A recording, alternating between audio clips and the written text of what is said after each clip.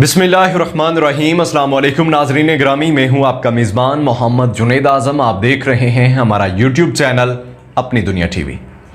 नाज़रीन ग्रामी, जब से तालिबान ने इक़्तिदार हासिल किया और पंजशीर पे फतह हासिल की, तब से मगरबी मीडिया, भारत और इसराइली मीडिया तालिबान को वहशी, जंगली और शिद्दत पसंद जैसे अलक़ाबात से पुकार रहे हैं।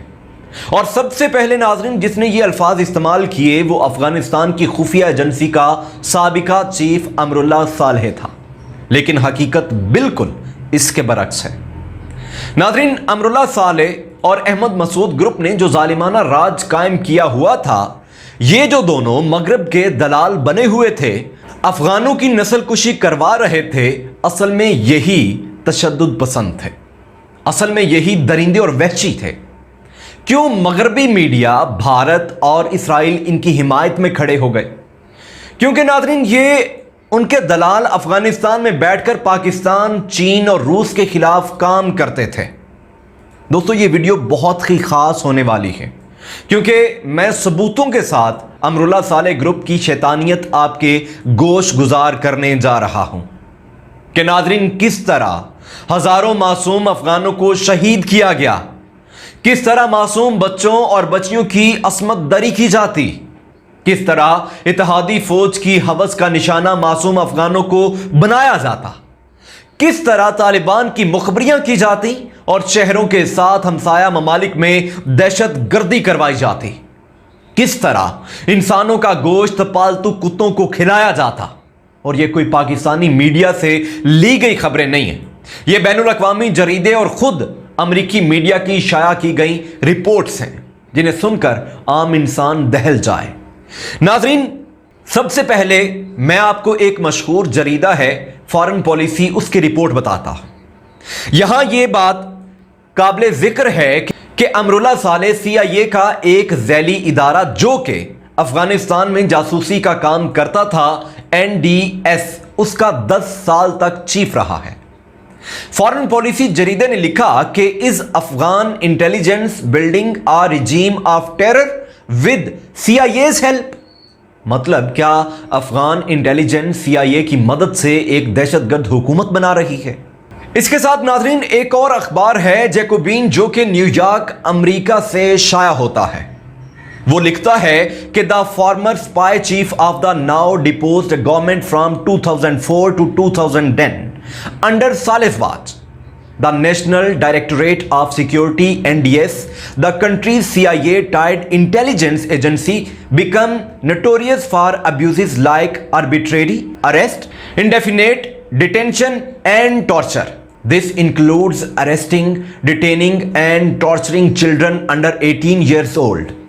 Abuses that one confidential memo proved Saleh was fully aware of. नाज़रीन, अगर मुख्तसर बताऊं तो यह अखबार कह रहा है कि सालेह, जो कि 2004 से 2010 तक एजेंसी का जासूस रहा, उसकी निगरानी में सवाबदीदी, गिरफ्तारी, गैर मुअय्यना मुद्दत तक हिरासत और तशद्दुद जैसी ज्यादतियां होती रहीं।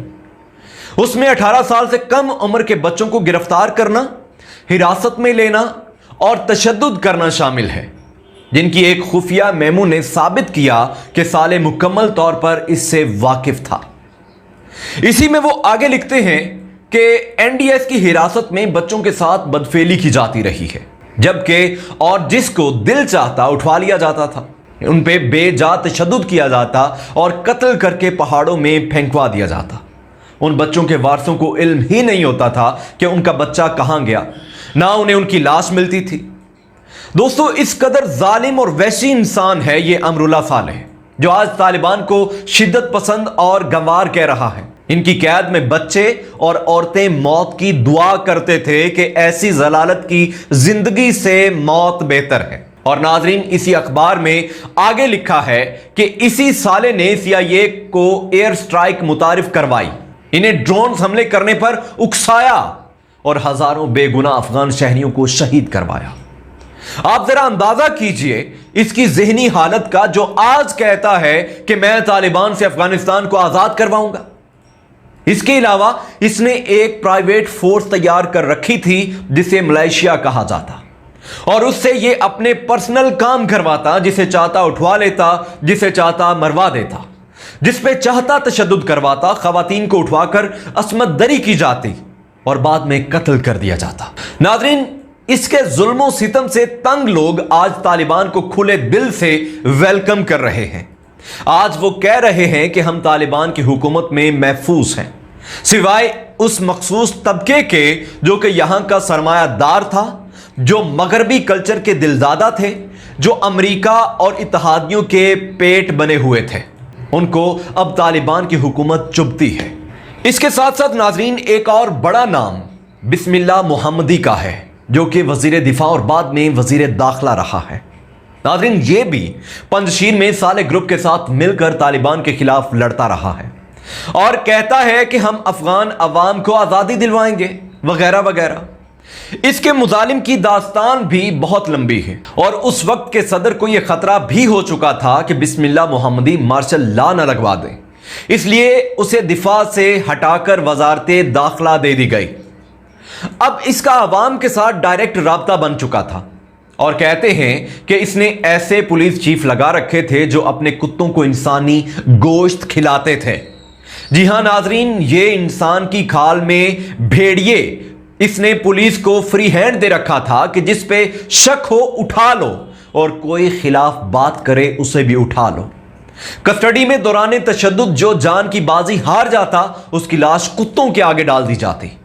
ये यूएन की रिपोर्ट है नाजरीन कि बच्चों को उठवा लिया जाता और उनसे जबरदस्ती जुर्म का एतराफ करवाया जाता और जो तशद्दुद के बावजूद एतराफ न करता उसे अपने गार्ड से बदफेली का निशाना बनाया जाता।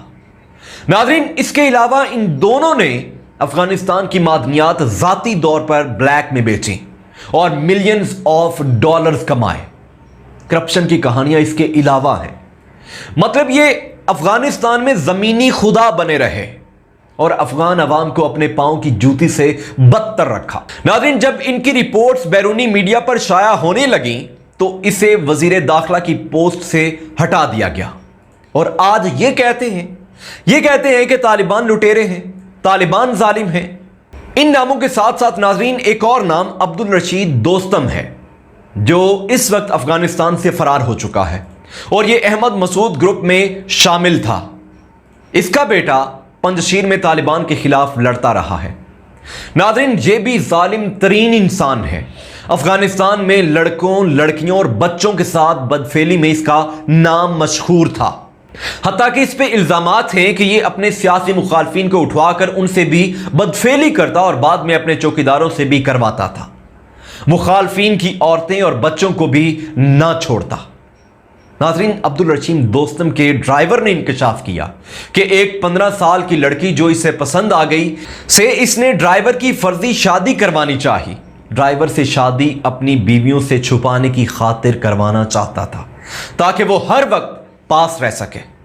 लेकिन नाज़रीन, ड्राइवर के इनकार पर इसने उसे एक कंटेनर में जंजीरों से बांध दिया और अपने बॉडीगार्ड से उसके साथ बदफेली करवाता रहा। नाज़रीन ग्रामी, ये सारी रिपोर्ट जैकुबिन अखबार की है जो कि न्यूयॉर्क से शाया किया जाता है। दोस्तों, जुल्म की न जाने कितनी ऐसी दास्तानें इन 20 सालों में रकम की गई।